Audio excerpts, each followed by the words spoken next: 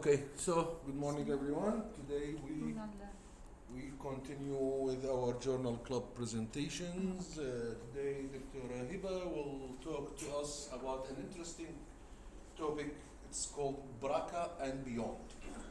A lot of syndromes have an increased risk of cancer, whether breast cancer or gynecological cancer, and Dr. Hiba will tell us today these syndromes. Thank you, Dr. Ahmed. Welcome, everyone. Now we'll talk about BRCA and beyond, hereditary breast and gynecological cancer syndrome. Prepared by me, Dr. Abdulwahab, and supervised by Dr. Ahmed D. Abdulwahab. What's the meaning of the BRCA and what's the difference of the BRCA 1 and 2 and what's the pathology? The BRCA 1 and 2 is a tumor suppressor gene that encodes the protein involved in the DNA that repair the DNA mutation and that circulates in the chromosome 17 and 13 respectively. Unfortunately, the many transient mutations occur in this gene produce multiple tumors in different organs when it's mutated from parent to the offspring. Organs that involved in the gene include many organs including breast, colon, ovary, pancreas, prostate, anywhere يعني. BRCA1 is associated with mostly in the breast cancer in the female, that's about 65%, and ovarian cancer 35%, and risk of the prostatic cancer.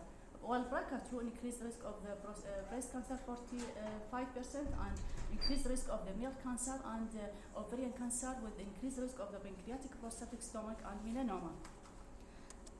Other non-BRCA 1 and 2, there are many syndromes, also increased risk of the hereditary gynecological and breast cancer. That include Lynch syndrome, Lynch syndrome, that's non-polyposis CA colon and increased risk of the breast and endometrial cancer. Peutz-Jeghers syndrome, that's characterized by very oral and mucocutaneous pigmentation and characterized by the benign hamartoma, but also increased risk of the cancer in the pancreas, colon, also gastric cancer. Cowden syndrome, also benign hamartoma body, but also increased risk of the malignant cancer in the mostly in the follicular thyroid (FCA). Gorlin cancer, characterized by basal cell carcinoma of the skin and autoleucogenic tumor in the mandible and increased risk of the ovarian cancer. So, in case we have patients with Lynch syndrome, we need to look for breast and endometrial cancer. Peutz-Jeghers syndrome, we need to look for tumors where gastric, duodenal, and colonic, so GI tumors. Also in the ovarian, it's the most common. Okay. Cowden syndrome, we need to look for the thyroid tumors. While Gorlin syndrome, we need to look for basal cell carcinoma and increased and ovarian fibroma. Okay, so these are like multiple choice questions and board questions. This is a very important slide.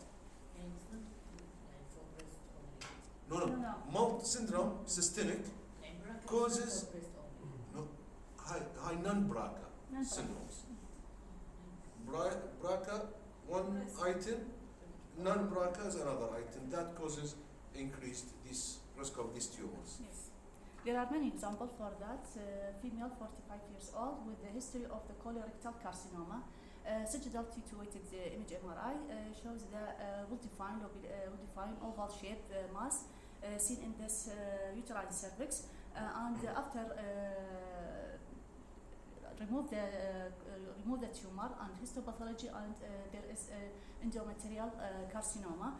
This is after a gene study have the Lynch syndrome gene. So endometrial carcinoma with colorectal carcinoma. It was Lynch syndrome.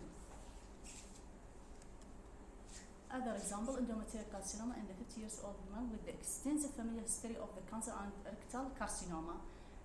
There is marked thickening in the endometrium after hysterectomy in both axial CT and ultrasound. There marked thickening of the endometrium, and after hysterectomy, the histopathology revealed the endometrial carcinoma. Also, there is gene of the Lynch syndrome. Again, colorectal and endometrial. The same example. Colorectal endometrial. تفكر بلينش نيهان syndrome.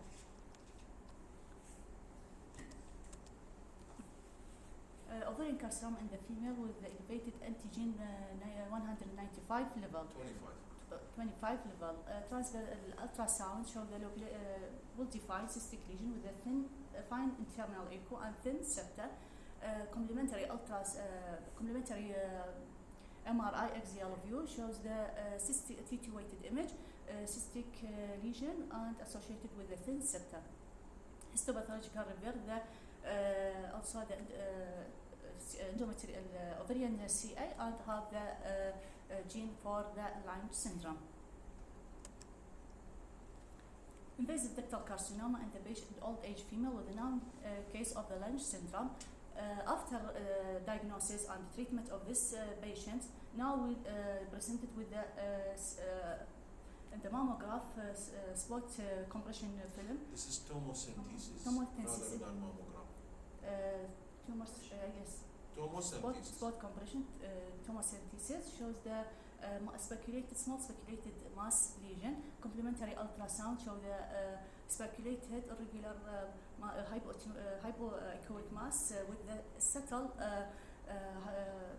posterior acoustic shadow shows the high suspicions of the malignancy, and after histopathology and gene study shows the Lyme syndrome also. Infective ductal carcinoma.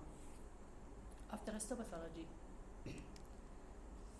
Other example for female strong history of the cancer, complaint from the abdominal pain and ultrasound show the big adnexial mass, heterogeneous, soft tissue mass, and complementary sagittal view for the MRI, coronal for MRI T2-weighted image show the lobulated large heterogeneous mass lesion.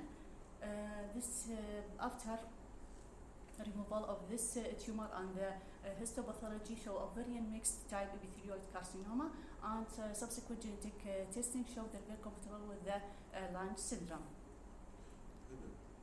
Relax. ما ادري هيك طبعا سولفي عادي سولفي قاعد الديبارتمنت نسولف. تيك ات ايزي وعلى كيف صوت عالي يعني. اوكي لا تسمعين مريم I'm not interested in. Yes. تفهمي شلون؟ Presentation. Yes. Other patient with history of the Petersburg syndrome, sagittal view shows the well-defined hypodense mass lesion in the uterine cervix, causing the obstruction of the uterine cavity and expansion. Complementary MRI T2-weighted image shows axial view. So this T1 post contrast shows this tumor invaded to the adjacent structure like that's rectum, and it is after histopathology reveal with the gene responsible for the Petersburg syndrome. Petersburg شنو هي كانت السندروم هاي؟ بريكوتينوس ليجن وهامرتوما. Innumerable small bowel hamartoma. Yes. Hamartomatous polyps. Yes. Other patient also with the history of the known case of the Petersburg syndrome and now presented with the elevated alpha fetoprotein androgen level hirsutism and MRI coronal and axial view. Coronal soft tissue mass and the right adnexia, and the axial T2-weighted image of T1 post contrast also reveal this mass after removal show the giant cell tumor. Giant cell tumor? Yes. Okay. And this was associated with, again, Petersburg syndrome. Other example for this Petersburg syndrome, heterogeneous mass lesion in the sagittal view of MRI T2-weighted image, and axial view show multiple loculated cystic lesion in the expected site of the pancreas and dilated pancreatic duct, and it's combined with the intrapapillary mucinous neoplasm, intraductal papillary mucinous neoplasm. As its name, intraductal papillary mucinous neoplasm. So it's a new tumor in the duct, causing obstruction of the pancreatic duct and becomes so much dilated. Yes. This is one tumor. What else? What's going on here? This is abdominal, also axial view, show the well-defined circumferential mass lesion with the target sign. This is interception of the jejunum. Why it's interception of the jejunum? Because of hamartoma. Because of multiple Leading polyps point that of the act as a leading point. Good. And what's going on here? Benign lesion of the cervix. Benign lesion? Of the cervix. Okay. Good. Other example for Bitt-Chigar syndrome, sagittal T2 weighted image show the T1 weighted image, lobulated شنو هي؟ هذا T1 fat cell post contrast. طالع بي شنو هذا الليجن؟ cystic lesions in the ovarian in the adnexial mass. Also the T2 complementary T2 weighted image show the fluid signal intensity consistent with the mucosal cyst adenoma. And Bitt-Chigar syndrome with the ovarian tumor. With the ovarian tumor, and what's this? Cervical adenoma أعتقد. Fibroid. Female with history of the sarcoma and right humeral osteosarcoma with the invasive intraductal carcinoma previously. Now will develop speculated mass. يعني this poor lady has leiomyosarcoma, humeral osteosarcoma, invasive ductal carcinoma. Now we'll develop speculated mass by spot mammograph with the cranial-caudal film and complementary MRI shows enhancing mass lesion, and after histopathology revealed the ductal carcinoma in situ. New tumor. What's this syndrome here? يعني what's the gene study showed? It doesn't say?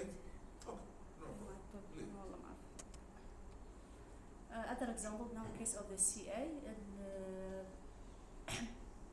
MRI shows the focal multiple area of focal mass-like lesion in the MRI complementary with the spot film راح يشوف multifocal area of calcification راح histopathology reveal micro-invasive ductal carcinoma any other tumor يعني.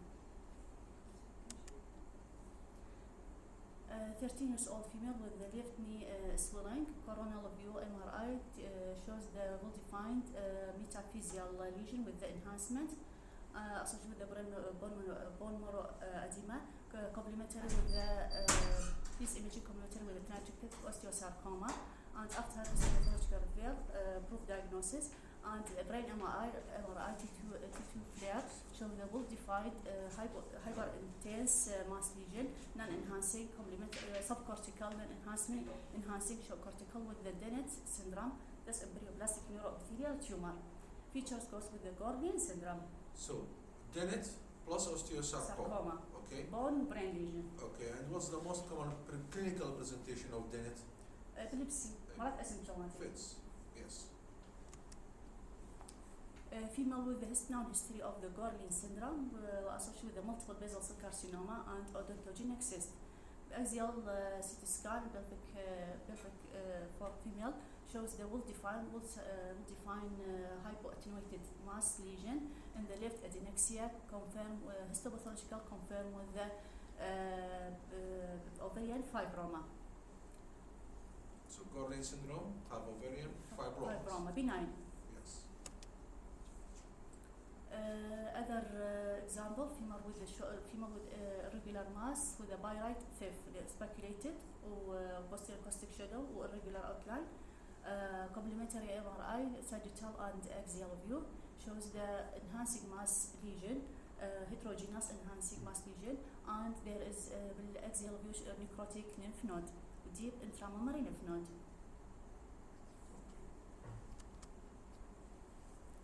Post-lumpectomy patient with history of the radiotherapy and CA breast. Now we present with the architecture distortion at site of the incision or site of surgery, and complementary ultrasound shows the ill-defined hypoechoic mass with the posterior acoustic shadow, and MRI axial sagittal axial with enhancement shows the multifocal area of enhancement, and retromammary and reveals the invasive ductal carcinoma after histopathology.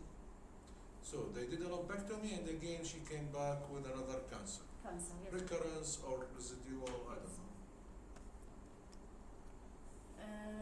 58 male old, the old male shown a career with the BRCA1 history of the prostatic carcinoma. يعني BRCA1 and with the prostatic CA male. BRCA1 مو هنا بس female. Yes. Male and female.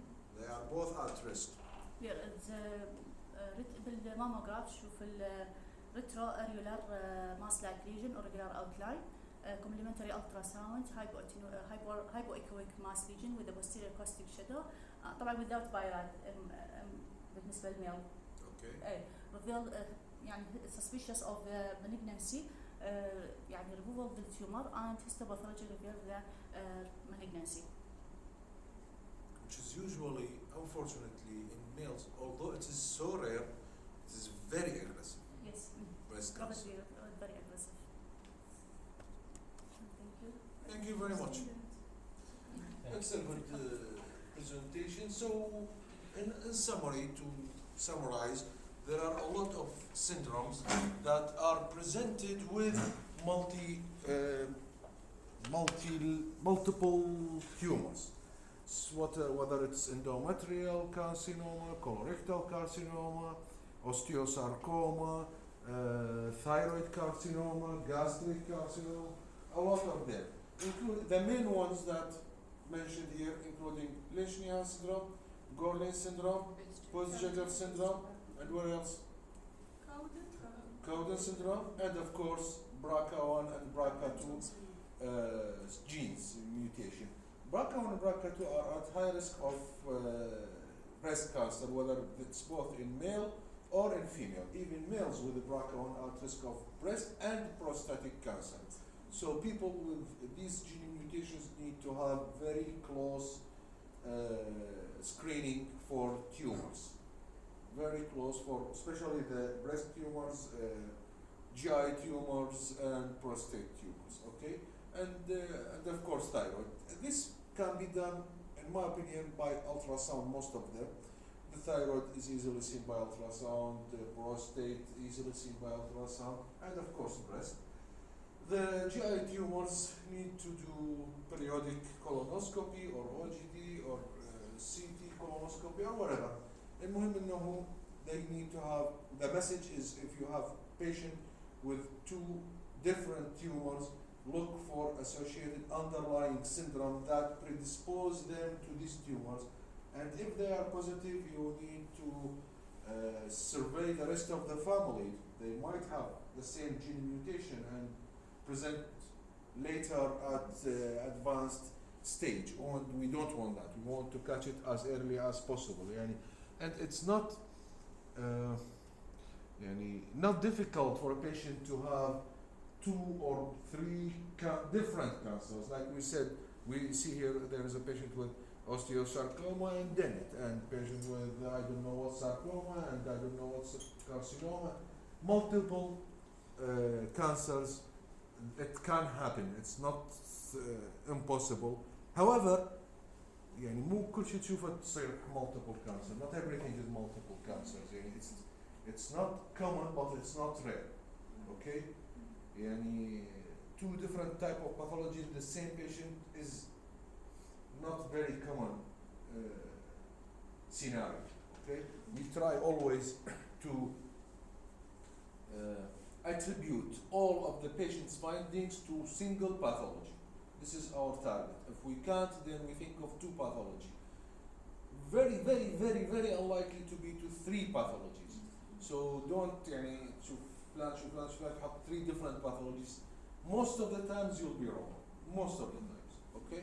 1, if you cannot make it because of 1 pathology, then think of 2. And that's it. Okay? أكو saying, well, if you have multiple findings, try to make it to 1 pathology. Okay? If you are not sure, you can finding an abnormality in a patient is okay. Finding 2 abnormalities, not so good. If you find 3 pathologies, check your coffee. مضروبة بها مشكلة. Okay. So this is the way we deal with it. Okay. Any questions? دكتور، إذا واحد ما عنده باثولوجي who is